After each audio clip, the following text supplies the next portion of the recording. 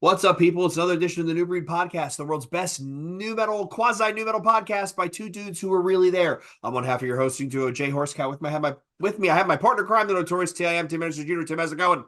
Great. I think we could say three dudes who are really there. Yeah, right. Like no shit. Like you and I are talking about really there. Lance was legit there, and joining us once again, bassist Up? extraordinaire Lance Collier from Down the Sun, and now Gurney. Lance, thanks for Yeah. hopping on, dude. Appreciate you guys having me back again, man. I feel like that I'm almost a regular now. Absolutely. We're getting there. We're getting there. So we had Lance back on, everyone. In case you weren't aware, Lance is part of a new band, Gurney, and they just put out an EP. I think it was February 10th, February, right, Lance? February 10th. Called The Creeper. And Tim and I were huge fans, and we've been talking with Lance about, you got to come back on, you got to come back on. And then when it came out, we were like, we got to come back on the show. So, I mean, I will be honest, man.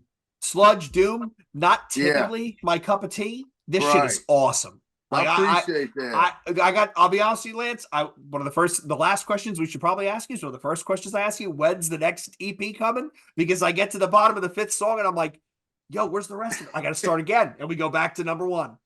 We already have 4 ready for the next one. Oh, nice. So I don't know, man. I mean, we may do it pretty quick. I mean, it seems like that, the attention spans, we've talked about this before, you just got to release, more product more frequently, I guess. I don't know. But yeah, we're writing. We already got 4 in the bag. We're playing shows, slinging merch like crazy. We have really been fortunate to have really good merch. And that's, in today's times, that's really helpful. Dude, it's huge. Merch is like, I'm convinced merch is what will make and break bands. And I'm also convinced there's some bands out there that only tour to sell merch. Like, I'm convinced, right? Definitely. And it was, we have yet to run across a venue or an act that we opened for that takes some of our merch. So that's been really cool. That's awesome. Because I've been, man. Yeah, I mean, I've been reading this shit, all over the news that we get, and it's just like, wow, man, like, really, you're gonna take somebody's merch? Like, I don't get, like, because the argument is, well, okay, you want 20% of my merch cut? Well, I want 20% of the bar tab. Yeah. Well, that's a thing that a lot of us have been discussing, that we may try to start negotiating that with, because there's some places that basically you rent the venue, you put up the money up front, you bring your own doorman, your own security, like you run the show, but they get all the alcohol sales, right? And it's not fair. No, it's not fair that they're going to take cuts from your merch, but hey, you want some of my merch? I want, how much of this bar crowd would be here if I wasn't playing? Well, absolutely. Probably slim to none. So, I mean, I think it's fair to open up a negotiation for a percentage of it. I'm not asking for 50-50, but even a cut of the bar would be extremely helpful, because, I know that our crowd, they drink, bro. right. So, I mean, they drink. Lance, I can't remember the last time I went to a show in a venue that served beer that I didn't have at least 1 or 2. Yeah. If there's a bar, I'm getting at least a couple beers. Yeah. Right. I'm getting at least 5. So Tim's drinking for both of us. Yeah. Fuck yeah. Well, our guitar player, he's slowed down recently, but there in the beginning, man, I mean, just his bar tab alone. And then he, would buy everyone, like, I mean, it was just a party. So, I feel like that, with Gurney at least, that we should definitely negotiate that. Is weed legal there? Yes, it is. Wait, and let me, you're in Missouri, right? Yeah, yep. Okay. Because a lot of people are like, oh, Kansas. I'm like, nah, it's Missouri. Nah, dude, that's the big, like, we hate Kansas. Hate it. And what's so weird is we live right on the state line. Kansas City is Kansas City, Missouri, and then there's Kansas City, Kansas. It doesn't count, but you have to. They come over here and buy our weed because it's illegal in Kansas, but we have to go over there and cross state line to make an online bet on DraftKings or anything. But we have stupid. casinos over here. It's stupid. Yeah, that's Weird, so and then if you cross state lines with stuff, they want to bitch and cry because it's the same thing here. You go to Delaware to get beer if you get pulled Oh yeah, over. yeah. You go to Delaware to get beer and wine and liquor because there's no sales tax, right? Right. And then Tim's PA guys come to Jersey because our liquor stores, PA's got those screwed up liquor licenses, so you have to go to one place for beer and another place for liquor and wine. Where in Jersey, you just get it all at the same place, right? Yep, yeah, same with that's Delaware. how. Yep. Yeah. That's how Kansas used to be. They wouldn't sell beer and liquor in the same place. Just, it's so weird, man. Like, and especially, like you guys are familiar living in close proximity to several different states, all the little jurisdictions in between. It's weird, man. I know. But it's like I go 10 minutes south, I'm in Delaware, so I can't carry. I go 10 minutes north, I'm in Jersey, can't carry. So it's like you can't win. So you can get a CCW in Jersey. It just takes a bit. Yeah. So Lance, back to the band, right? So yeah. Are these all local cats that you've known forever? Yes. Like, how'd you guys hook up and get a project going? I was putting together this kind of band, and I was calling it Cyclops Mountain at the time, and that kind of fell apart. And on the tail end of that, I met Ryan, the guitar player, he was trying to do this type of music as well. And he had a few ideas, few songs already done, and he sent them to me. And I'm like, dude. So I'm like, well, why don't we just jam? So basically, the Gurney had been formed. It was him and a drummer named Jason that started it.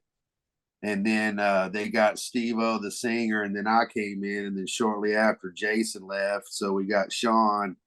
So it's been only a complete band for a year, but yeah, they're all local. We've known each other for years. We've all played in different bands in the scene, throughout. So we were all, we all were familiar with each other, and it just happened to like click with the four of us. You know how hard it is to get chemistry with people, and it's just, honestly, man, it's been really effortless. Just everything we've done, it's kind of taken off kind of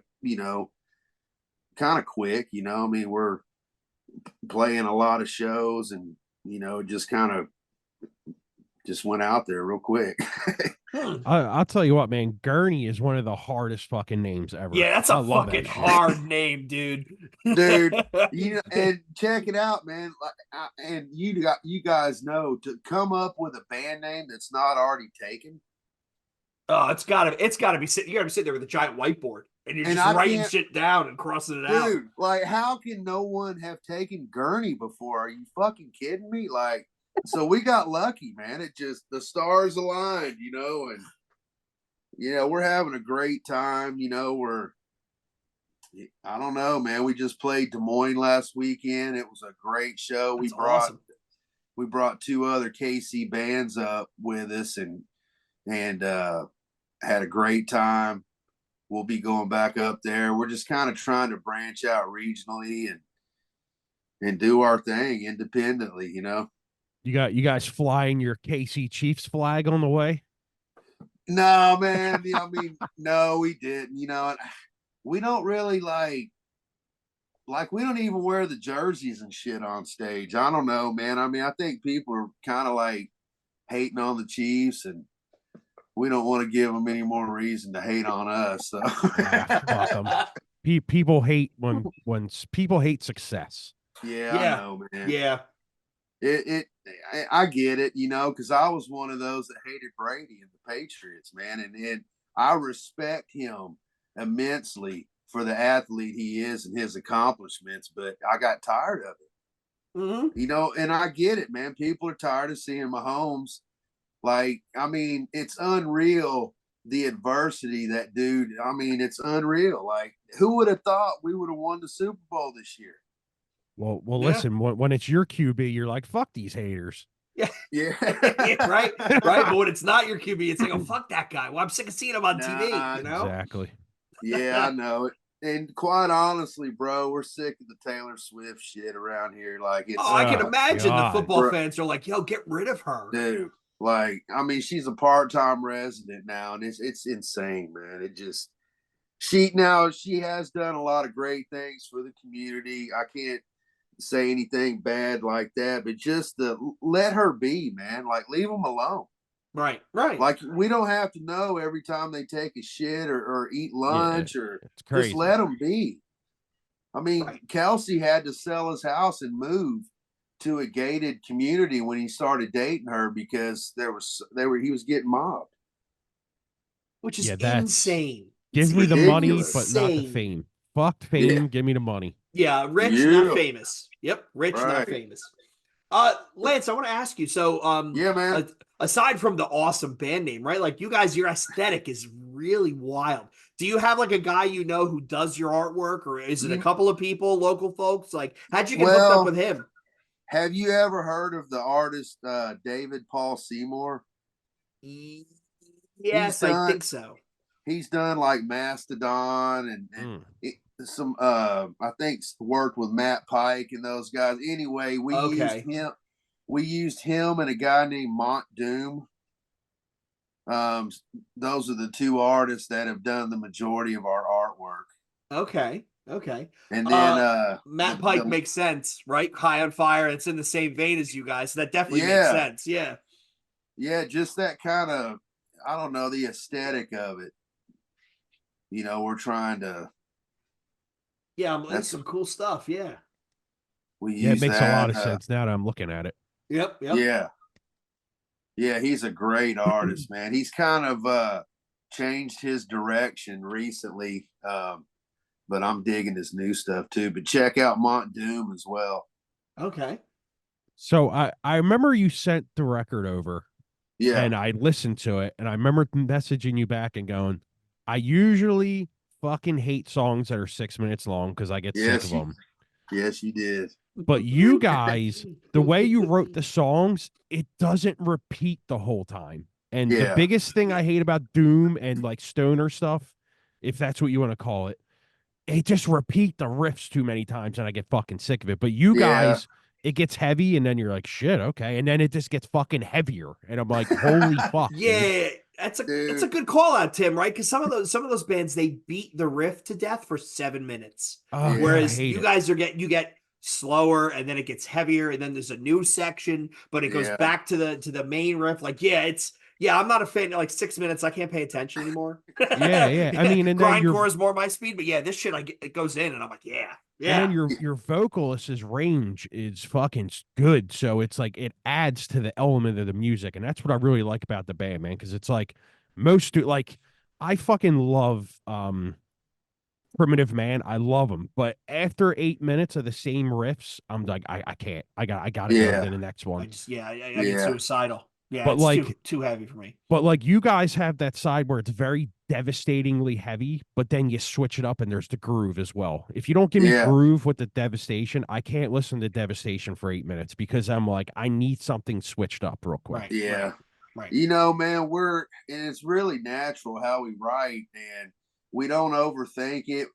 Honestly, man, we just kind of let it organically happen and then just say, okay, it's done. We don't go in and rechange a bunch of shit. It is what it is. We move on. And I feel like that in that genre, we're kind of doing it different than a lot of the other bands, and not necessarily intentionally, but I think it's lending to us, you know, being more accepted and, you know, by other people. They're like, man, I usually don't like this, but man, and then it turns them on to a different, you know, subgenre of music that they may never have, you know, wanted to listen to or even knew about.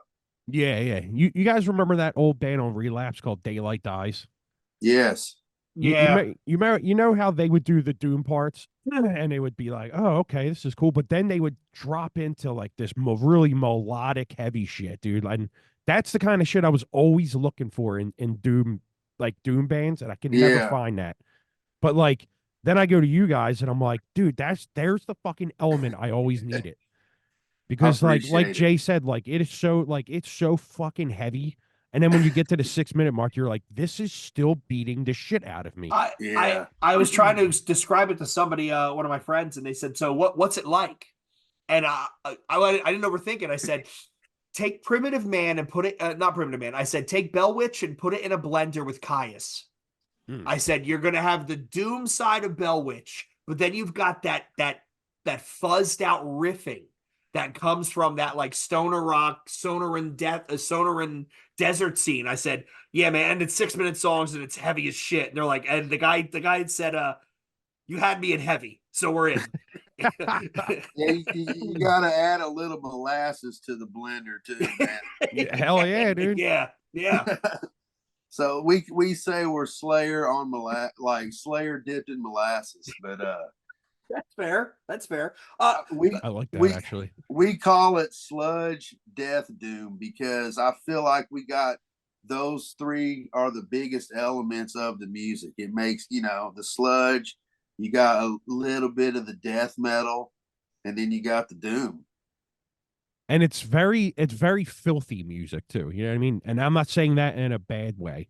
When I mean Yeah. filthy, I mean great, because I Yeah, always say this. I love my music very dirty. I want to shower after I listen to music. you want to make the face, right? Yeah. I want to like not feel in a bad way, like yeah. oh, I want to feel disgusting after I listen to music. You know what I mean? That's what most people say when they see us live is they are just like blown away at the tone of the band and just how just disgustingly heavy, and I mean it's so abrasive but it's thick abrasion. It's like most really abrasive is high pitched, and this shit's low, it's guttural, it consumes you feel it. Yeah, it's like I Especially, always I'm sorry, go ahead. I was just gonna say with our rigs, man, I mean you feel that shit. Oh yeah. Well, you're playing the green, right? Yeah, we both play Mad Amps. jeez. And we play Emperor cabinets, Oh, and Jesus Christ. he plays green and Emperor cabs. So yeah, man, and that's our pedals. Like I play a Baghdad pedal from Does It Doom, and I use a Fuzz Lord EQ, and that's it, man. And the rest of but I hope you guys get to see it live sometime and experience it, because it's hard to capture that on record, but I really feel like that we did. I mean, I feel like that when especially if you listen to it on the headphones, you get it. Oh, hell yeah. Yeah, half my Yeah. basement was vibrating. It was awesome. I was giggling, and then my wife is upstairs. Her office is right above me. She's stomping on the floor, saying, "What are you listening to down there? Like everything's shaking." No, I really appreciate it, guys. We worked really hard on it. We're getting like when we opened for Go Ahead and Die, Little Igor and their drummer Johnny were like, I mean, they were standing like within 5 rows right in the middle, and they watched our whole set. They bought merch. They loved us. And for me, having the younger generation of the metal world coming up that really loved our band, that says that I'm like, all right, man, Yeah, we're on to something, man. We're doing it. that's Max's band, right? One of Max's side projects Yeah, with his son. Yeah. it's Max's son and the drummer. They were floored, man. They were like, oh my God. And they have a kind of a stoner sludgy band too that they do, and we're going to link up with those guys when they roll through the Midwest. And yeah, they were really impressed, really cool guys. But I loved it because the young generation was into it, like, okay. That's got to be a cool feeling, dude. Like blowing Yeah. the doors off some youngin, like somebody Yeah. who doesn't know what to expect, and then they're in the back, like, "What is this that I'm watching?" That's awesome. Well, man, Johnny, the drummer, his girlfriend was, running their merch, and she texted him and said, "You got to come out here and see this band." And so he got off the bus and came in, and then he texted Igor. He goes, dude, get in here right now and see this band. And they were right up front. That's After awesome. the show, they were like, dude, you guys are by far the best local that we've had on the entire tour. It was just really cool, man, you know. Oh, that's awesome. But again, you know, we've all done it. Everybody in the band is, you know, we're all kind of old, but I don't know, man. We're still doing it, you know. So is Max in that band as well? Yeah, he's in the band too. He plays lead guitar, and they switch off vocals. Is he still playing 4 strings on his guitar? No, dude, he's playing 6. He did solos. I mean, dude, he was thrashing. I don't know if you guys have checked it out, but it's man, they got some good riffs, dude. Go ahead and die.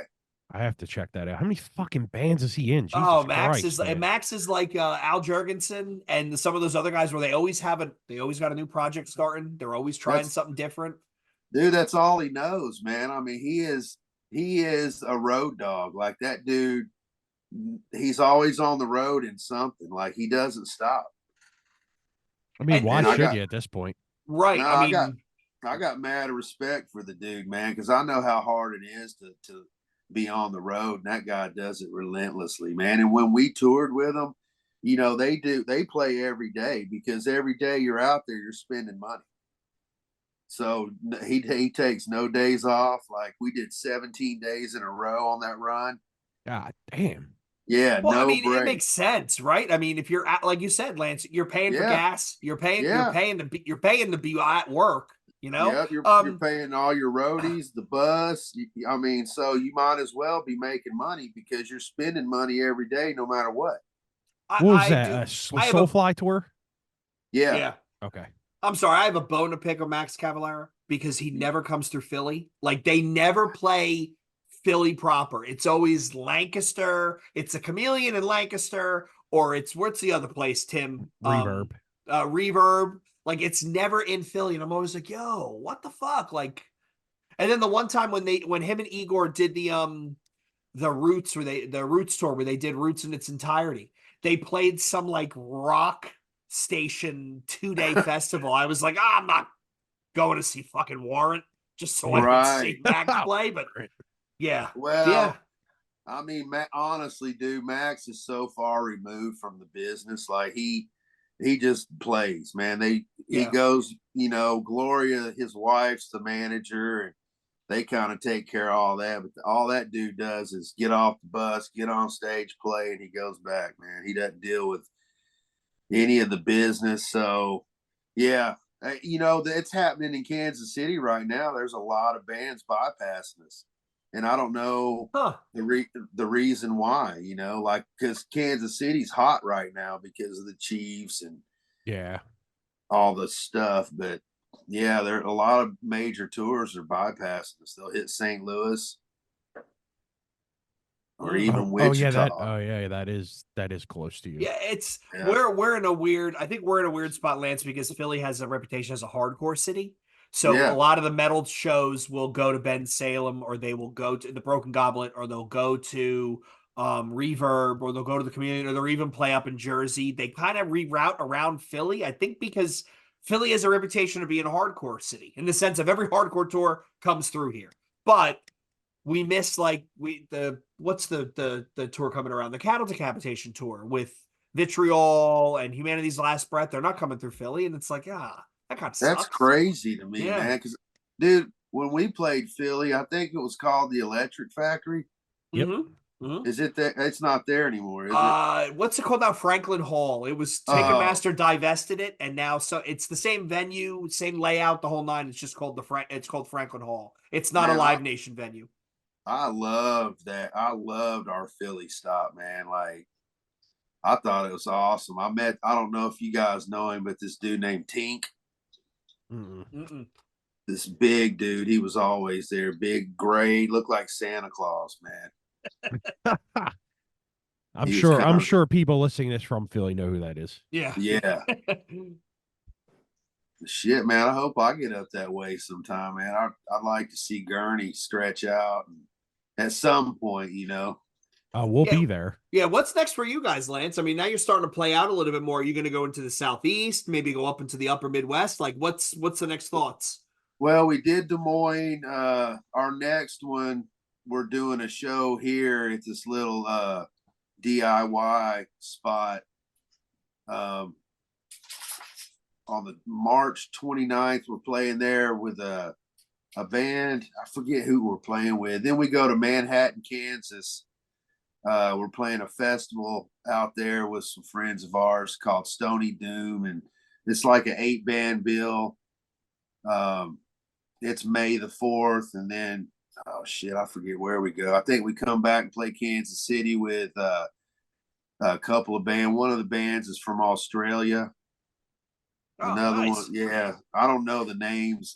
You caught me off guard, but we got a lot of shows coming up. Nice. We're just writing. I would like to get in and do an EP this fall and winter, but I mean, we may do one before that. I don't know. I mean, it's like I said, it seems like you got to release, 5 songs every 6 months. Yep. Well, I'll tell you what, the winter is a good time for you guys to get in the studio, because last time I talked to you in the winter, you said it was like minus fucking 30, and I was like, fuck that. Dude, you guys saw that Miami game, didn't you? Yeah. That's the night I texted you. That's right. Yeah. Yeah, dude, screw that, man. There were several people that got frostbite and had to have limbs amputated. Fans. Oh, God, dude. Oh, it was brutal, man. Like brutal. I screw that kind of winter, man. Like it's no fun. I wouldn't go to that game for free. No, dude. And Miami, dedicated and kind of crazy. Yeah. Bro, they didn't have a chance, man. They said when they got on the plane to come to Kansas City, it was 90 degrees. Oh, and then you're going to the negative. Yeah, well, that's one of the things that I think, Tim, we didn't talk about. I had a discussion wait. Not to cut you off, Jay. That's 120-degree difference. Yes. Yeah. Shit, dude. I'm thinking, why in the hell did you guys not come up 2 days ahead of time and get acclimated? Right? That's the thing I was going to say. Me and my buddy were talking about how when you look at like where to bet, look at what team is going from a warm weather stadium to a cold weather stadium. And 9 times out of 10, the cold weather stadium team, the home team, will win. Because to your point, I'm on Ocean Drive. It's 90 degrees. There's chicks in bikinis. We're drinking Coronas. Life is good. And then I get off this plane in Kansas City and it's negative 10. Everybody looks like Eskimos, and it's like, I feel like I've made a terrible mistake. What am I doing here? Yeah, welcome to Kansas City. Yeah. Dude, man, I couldn't even believe it. I'm looking at the screen. I'm like, fuck this. Fuck, nah, not doing it. Dude, if Mahomes' helmet fucking split open, like that's how cold it was, dude.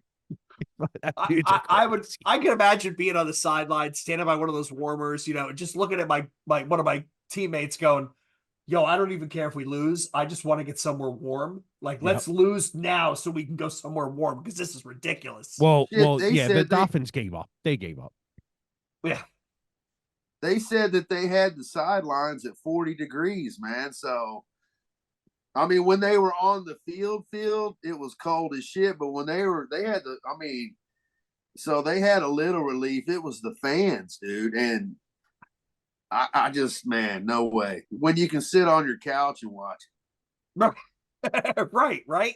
So think about that though. It was warm on the sidelines. It was 40 degrees. Yeah. But then you go in the field and it's 70-degree difference. Like that's got to kill your body. Oh yeah, your knees, your joints, like your muscles got to get sore. Yeah. Yeah, they had no chance, man. Like it was just luck of the draw, like the way it worked out. But I honestly don't think they had a chance, period. No. Just weather alone, man. Yeah. So, imagine carrying your big ass 8x10 out in that cold to go into some venue. It's like you're carrying a rock already. That feels even heavier because you're frozen to death. Well, we played a show January the 20th, man, and it was one of those fucking cold days, man. And we got off stage, and then you got to load your gear out, and you're sweaty as hell. Man, that was rough. As you go out, I mean, it's like your skin just freezes. Not as froze. Yeah, right. Like your shirt's all like frozen solid. That's not the same cold wise, but I was talking. You heard, when you joined Lance, I went to a show in Atlantic City this weekend. We had terrible coastal flooding and rainy weather.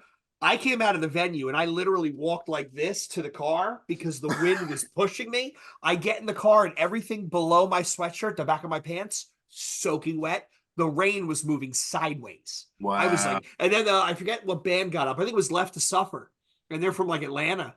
And the one guy was like, yeah, we want to thank you, New Jersey, for your wonderful fucking weather. You broke two of the windows on our van because the wind was so bad it popped the windows in. Like, wow. It was nuts, man. It was nuts. That's Can you imagine, hurricane. like, the bands were from Alabama, Georgia, 2 bands from Alabama, a band from Georgia, and a band from Colorado. And the weather was like 30 degrees outside and freezing rain. And they all must have been like, fuck this. We're going back home. Yeah. Yeah, that's why we kind of want to record in the winter. And like, it's around the holidays. People are off anyway. Like, it's just a good time to get it done, man. I think it lends to a good vibe. It's miserable and cold and dark and just makes the music miserable and dark. Yeah. Yeah, man. I'm glad you guys picked up on the disgustingness of what Gurney does. Like, imagine trying to make that music in like San Diego or like Santa Barbara, man. Right? Like, you can't. Well, that's why I like that desert shit's got kind of it's a different vibe. It's not as visceral. It's heavy, but in a different way. I mean, like I said, I think we're doing it just a little different. Where we live, it's just, I don't know, man. You guys, I don't know if you've ever been out to the Midwest, but there's just not a whole lot out here, man. I mean, I don't plan on it either. I don't like being cold. No, we get the extreme heat, we get the extreme cold, tornadoes. I mean, we get it all, man. It's a smorgasbord of fun out there. Yeah, Tim, it's on you up, right? It kind of lends to the fact where, all the music that comes out of like Sweden and stuff, it's always disgusting music because it's so fucking cold and barren there. I mean, what else are you gonna do? I mean, Jay's right. I mean, you guys are right. The music that comes out of certain places always sounds the same because I always say weather has a lot to do with it. Yes. Like, look at California. Pennywise comes out of there. It's like all the skate punk stuff. Yep, all the happy even like the hardcore. Like, you guys remember Downset? Yep. Oh yeah. Okay, they were doing like a West Coast version of hardcore. It was completely different, but it still kind of had that hardcore flavor, but it was West Coast style, and it was way different. Yeah, it's like Snot. Everyone considers them new metal, but when I listen to Snot, I hear punk rock. That's a punk rock band. Yeah. Yeah. 100%, dude. 100%. I don't consider them new metal, man, at all. I see why people do, but yeah, to me, they're just another punk rock band. They were a punk rock band. Yep. Dude, I mean, they're one of my favorite bands, man, and it's a shame what happened, but dude, Snot, man, come on. Yeah. And then I got a chance to like tour with Mikey. He was in Soulfly at the time, and it was just awesome, man. Mikey's a really sweet, good dude. He's got a new project called Wyote. Have you guys checked that out or heard about it? No, I didn't know. Yeah, it's more rock, but it's good, man. It's called Wyote, and he's released one record. He's working on number 2 right now. But yeah, check it out. I'm gonna write that down right now. Yeah, I wrote that down. I'm gonna look into that. That's awesome. All I gotta remember is Coyote. It just put a Y on it. Yeah, put a Y. Coyote with a Y. Yep. What else did he do besides that? He does he's in a band called Channel Zero from over in Europe. Okay. He does that, and I think he's done a lot of producing for other bands and songwriting. I mean, he stays busy. That's what you got to do these days, man. Yeah. And I mean, all those guys after Snot, they all ended up doing something. right? Like Mikey went over to Soulfly, and the other three went and did Amen, and then they kind of just they kept busy. Which I guess if you're a musician, that's what I guess you got to do. Just find another project, keep yourself moving, keep going, and see how it goes. The bass player has a new band that's really good. Actually, I just forget the name of them. I think Oh, I think one of the dudes White, from Poolya's in it. Is it White John's band? What was that called? Shit. Yeah, they just posted in the group page, and I'm like, yeah, this is fucking good, actually. Oh, I forgot the. Yeah, well, we'll find it. But yeah, man, he's still doing shit. You'll have to send me a link. I like Tumor, as we knew him, Tumor. Mm-hmm. Okay. Yeah, he was super cool, dude. Yeah, he was real fun to talk to. Yeah. Yeah, I watched his y'all's interview with him, man. He's a good dude. Everybody always talks shit on the bass players, man, but we always have good conversations with the bass players. Oh, always. I don't know why, dude. We're always usually, pretty cool, laid back. Like, I don't know, man. We get bad raps, bro. No, nobody takes pictures of the bass player. Is that the thing that everybody used to say? It's like, fuck the bass player. Right. That happened actually in one of our photos that got published. It was just the three of them. I'm like, yeah, you're a three-piece now. Yeah, fuck that bass player. But if you go back to pictures and even video from Sepultura Live, the original lineup, Paulo was never in any of those pictures. It was always Igor, it was Andreas, and it was Max. And I guess because they were just, they were. I kind of think that like with 80s metal, it was more about the guitar and shit. And then like, I don't think bass players started really getting attention and focus until like the latter part of the grunge era, kind of like when new metal came in, man, because bass was a big part of it, was kind of at the forefront of a lot of that music. And so, then you got guys like Ryan Martini from Mudvayne that just make you want to quit. Yeah, maybe Fieldy put you guys in the forefront. Absolutely, dude. Like his style, his tone. Yeah, he did. He created a whole new sound of bass, and I really feel like that this new school deathcore shit and like the dark glass stuff they're using, if you listen to it, man, it sounds like Fieldy's distortion shit way back in the day, that clackety, you know what I mean? Yeah. Now you know what? Now I think about it, you're right, because that's on every goddamn record nowadays. So yes. And clackety is that's a great term, because it does sound like it's clacking when he's hitting the strings. Yeah, because back then he was tuning down so low, the strings were flopping, hitting the frets. But dude, that's what made his sound. Yep. And I always liked Fieldy's playing. I thought it was very unique, way different than anybody I'd ever like. It so unconventional for a bass player to play like he did play. Yeah, you're right. And compare him to Ryan Martini, right? Two guys, two bassists in the same quote unquote genre, doing two entirely different approaches to the instrument. And both equally as good, man. I mean, I'm sure there's a lot of people that, Ryan's so much better, but yeah, technically maybe. But look at what Fieldy did, dude. Mm-hmm.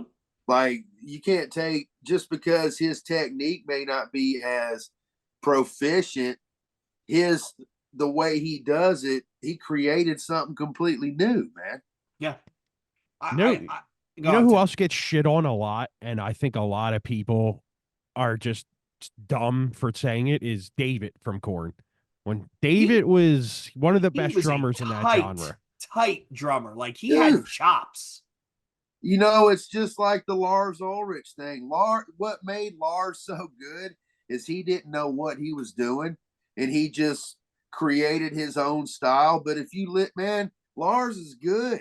I'm not saying he's good now, but the way he wrote his drum parts it's crazy, man. The off beats that he does, the weird feels, like I don't know. I like that kind of stuff when it's unorthodox and kind of different. As you would never get away with that these days. Never. No. But to your point, Lance, the fact that he doesn't have that background and he came in totally different and allowed him, to your point, it allowed him to do different things. Tim and I were just talking about the other day that the band Darko, where it's the one guy's the instrumentalist. He's from Spite and Amur. He plays an 8-string, right-handed 8-string, left-handed, so he plays it upside down. And then when you watch him play the drums, he has a right-handed setup, but he leads with his left foot on the kick. And you're watching this and you're like, this is definitely somebody who's self-taught and they're just doing it the way it makes sense to them. But this is kind of interesting. Yeah. Yeah, but it works. I mean, I don't believe in lessons anymore because I feel like that, yeah, you may learn a few chords or whatnot, but when you just pick the thing up and figure it out, you're developing your own character, your own style. That's how these people become who they are, and they're blown away. You're like, what the fuck? Because they didn't know, they weren't shown a way. They figured it their own way. I tell any young musician, don't take a lesson, dude. Pick the thing up and start playing it. You know what? Now that I think about that, because I did lessons for like 6 months, maybe. Yeah. And then I gave up. And then, the way I play guitar, no one plays like I do. Not saying I'm good. I'm just saying no one plays the way I do because it's sloppy as hell, but it sounds cool to me. Dude, man, I'm not against slop either. If you listen to the Gurney record, you'll hear my hands sliding all up and down. There's string noise. Like, it's not perfect.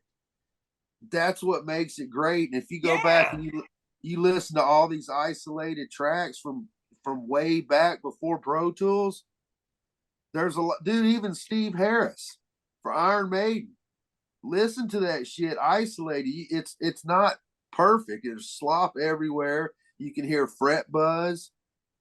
Like, you can hear where he'll hit a note that's not as consistent with the other one. There's up and down, but when it's all in the mix, it's beautiful. But that makes it organic, right? Like, that's the part that we as fans enjoy, knowing that, they're going for it. And, it's not going to be perfect. When Tim and I had this conversation with drumming, especially where when it's too perfect and too snapped to a grid, it sounds impressive, but at the same time, you kind of lose something. Yeah. Dude, they've taken the human element out of music because Pro Tools and all that shit, quantizing all that shit that makes these records sound so good, it's because it's AI, basically. It's not human. They've taken the humanness out of it, and that's why I think we're so drawn to the older records and actual records and, a time before Pro Tools, because it was real. I'll tell you what, nothing pisses me off more than an on-the-grid blast beat. I hate that shit. Oh, you can tell. It's like, what did they program this in? I hate it. We interviewed sounds Lance, like programmed drums. It's terrible, dude. We interviewed Knox from Enforced, the Virginia band. Yeah. And I told him that their newest album is fucking amazing, and it's 10 times better than the old one. And I wasn't trying to talk shit on the old one. I said, this album is great. And he said with their old one, their producer actually tempo matched it. So the whole thing had an even tempo. And he said, when we play live, we like to play fast. So the new album, they actually recorded like they play, and it was moving. And live, dude, they got an awesome pop. And it was because it was go, go, go, go, go, go, go, go, go. Man, you gotta let the band feel what they're doing. And when you're got a click, click, click in your head, that's it's taken away from it, man. Like, I mean, I don't like it. I don't. I want to do it live as much as you can, and we compromised a little bit, but for the most part, all that shit was live, one take. I think I had my bass tracks done in like an hour and 20 minutes. God damn. I mean, dude, it was like, I'm serious. It was just done. I don't know. It's pretty raw. There are some guitar overdubs and, but when you got one guitar player, you got to beef it up a little bit on recording, where we can't, what we do live. Yeah. Well, yeah, he definitely had the double track on the record, I'm assuming, Yeah. but yeah. But that's just standard. But for the most part, it's raw, and I think you can hear it. I've been in a real studio. I've done like 6 records in studios. I've never ever recorded to a metronome or a click. Fuck that shit. Yeah, dude. You lose something. Well, you do, man. I mean, and I see it from the engineer standpoint. It makes his job a lot easier.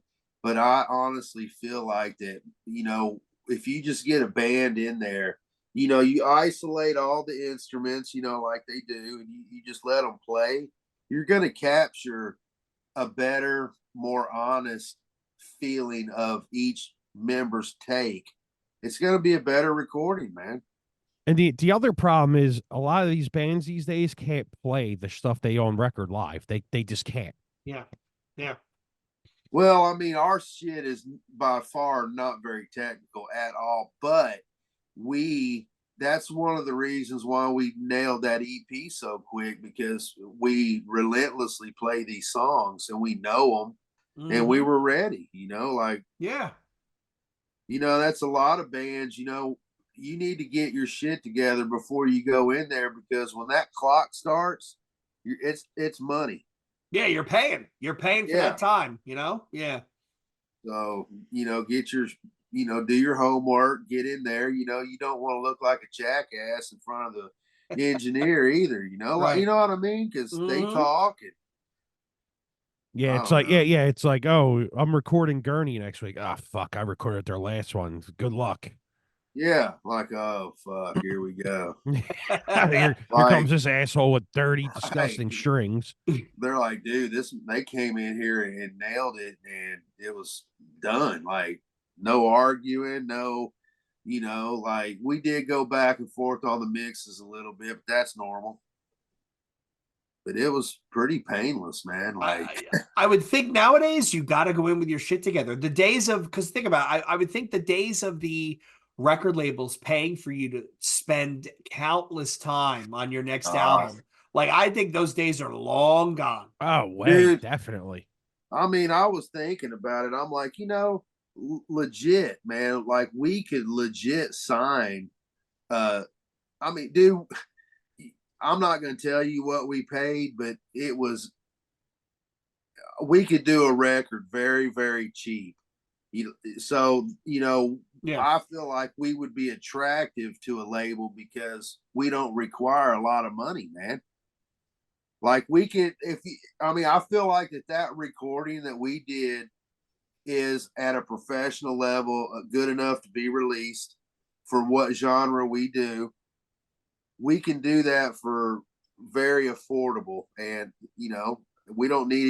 we're not a band that's going to tour 18 months out of a year. And right. So we don't need a lot, man. So I feel like that if that time ever came, I don't know personally if I'd ever want to sign another deal, but I think that we could be attractive to an independent label because we don't need a lot of money. Right. It's a small investment. Yeah. Yeah.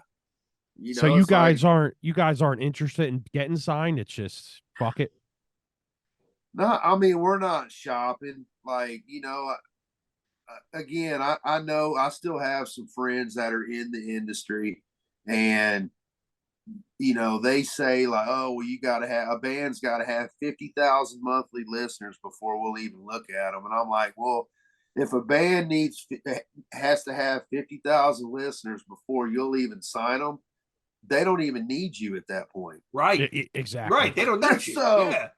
He said that, they're like, well, the days of developing artists, all that shit's done. I really feel like the industry is in trouble, and so, like, again, if you're not 100,000 monthly listeners and however many followers, they're not even going to mess with you because they have to have a sure bet nowadays because, again, we don't need them anymore. And then that's why what makes them mad. It's like, well, fuck, what are we doing? They don't even need us now because TikTok's there, fucking Instagram Reels and all that shit. Because that's what really does it in for you now. Yeah, dude, and guys like you that are you have your own show and you're promoting. I mean, this is all part of what they used to do that we had to pay hundreds of thousands of dollars for. And it's a great thing to me, man. I love being independent, and I can only imagine bands like Slipknot now that are independent, the amount of money, because it's all theirs now, bro. Like, like what a great spot to be in, man. Now you have full control of your art. And they can invest in having someone help them when they decide to. Yeah. Oh, we want to outsource this marketing piece right here because we just don't have the time, or we want to hire someone to do this for us. It's not like, oh, well, we hired someone to do this. By the way, you're never going to recoup ever. They can probably self-finance everything now, so there's no recoup costs, because when you sign a deal, you recoup at an extremely gross, reduced rate. Oh, it's disgusting. Yeah. So you never really recoup. They're not going to have any of that shit, man. Total. Yeah, there ain't no way they're getting them masters back. No, they won't. No. And by the way, not from Roadrunner. I've never heard anything back on mine. So if I can't get mine, they're certainly not getting theirs. Where are yours, Lance? Did you ever figure out who's got them? Yeah, Warner Brothers has them again, and that's the last I heard. They're not wanting to give it up. Not wanting to give it up, but don't want to do anything with it. That's just the part sit that on pisses me off. Just gonna sit there and let it rot, man. Like, actually rot. The tape will rot at some point, So, and it's like you're not doing anything with it, man. Like, but that's the game they play, man. That's what they do. Yeah, it's really kind of stupid because you could, repress that, maybe remaster it, do another limited release. Like, there's legs in that, and they're missing the opportunity where everybody's talking about those bands from that I know. 25 years ago. Now's the time to dig it up and make a push for it, Well, dude, I'd really like to get new artwork and release it vinyl only, like a special, remaster, different artwork and actual vinyl, and release it one more time and call it a day, man. Yeah. And it would sell. I know it would, and it would. I mean, but they look at it like it's not even worth it because they're not going to make millions of dollars off of it. I don't know, man. Which is stupid, because if you think about it, they've already laid the money out. The money's already been spent, right? And if you come and say, hey, let me use my masters, I'll give you a cut, right? We'll work out the contract so you get a cut of the gross. Like, okay, well, that's free money for money we've already spent. Like, what's fucking sickening too is they love it because they can write off everything as a loss. So initially, but they're still making money off of something they claimed a loss on, dude. It's criminal, man. Yeah. It's it. So who gets paid? I mean, you don't have to tell me, exact numbers. I wouldn't ask you that anyway, but like streaming wise, like who the fuck gets paid off that? Them or you guys? They do. Like, everybody that got a cut of the actual CD or whatever format was at the time, they still get those cuts on the streaming. But what's so fucked up, man, and I don't understand how legally this could even work. When I signed my deal, the streaming services did not exist. So there's no language in my contract pertaining to that. So how are you guys figuring up these royalty rates on something that never existed? That's a good fucking question and a good point. Like, how did y'all come up with this rate that I'm getting paid on something that never even existed? Like, how? It's much like the government. You scratch your head, you're like, what the fuck, man? Like, what the actual fuck? It's like Mark from Chimera. He always gets a penny check like monthly for royalties. And he posts it. Yeah. Yeah. Imagine the disrespect in that shit. It's like, why even send me a penny? The fuck? Dude, I think the last one I got was about a month ago, and it was like $1.17 or something. Jesus, that's Christ. terrible. And I mean, and that's a good one. I don't even cash them, dude. I got a pile of them. I'm like, it's embarrassing. Like, I'm not going to take that to the bank. And they look at it. They look at the check and it says Warner Music Group, and they're like, "Oh, big rock star, huh?" Yeah, right. I can't even buy a cup of coffee with this. Yeah. I need to that's deposit crazy. this, please. You can't even get a cup of coffee with that. That's fucking outrageous, man. Dude.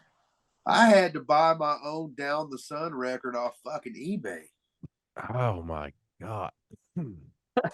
I can't even get a copy of my own record. That's wild, insane. Dude. It's really it's insane. But to your point, Lance, I think that recording industry stuff, I think it's going the way of the dodo, and I don't necessarily think that's a bad thing. No, I don't either, man. I think that kind of like what's going on in the world, man. I think that there's a shift going on. We need some serious change all across the board, man. Yep. And I think that unfortunately, any type of growth is painful. And I think that we're in that phase right now, especially in America, but all over the world, man. I think that there's some changing coming. Yeah. Well, what do you think would exactly make a change for, like, say, for Spotify to be like, okay, we're going to start paying you what you're worth? Like, what do you think actually has to happen? Because to tell you the truth, I think it's going to be extremely difficult, because there's always going to be artists who are like, fuck that, I don't make money anyway, so I'm going to keep dishing it out to them. You know what I mean? Well, you just made a great point, and that's why we are in the position we're in, I feel like, worldwide, is because we all have to come together. Like, there have been times throughout history when people come together, and that's when things change, and they keep everything so separated, and you have those that are comfortable with the way they're living, and they're like, "Yeah, man, it's not affecting my life, so I'm not getting involved." It's that mentality, man, and that's the big hurdle, is getting everyone on the same page. And I don't know what that's going to take.